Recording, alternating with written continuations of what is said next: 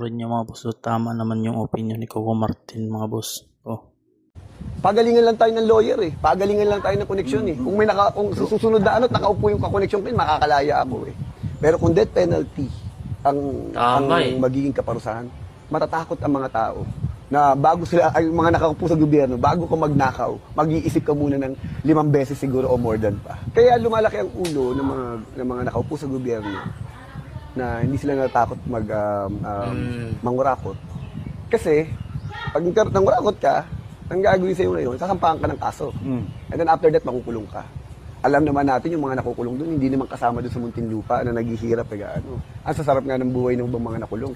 Kasi kung iisipin po natin, yung lahat ng mga taong namatay because of the flood control, yung mga taong nawalan ng bahay, yung mga taong naghirap, tapos nawalan ng kinabukasan, kung yun ang iisipin natin, kung yun ang mararamdaman natin, sa akin honestly, kulang ang kaparusahan ng pagkakulong.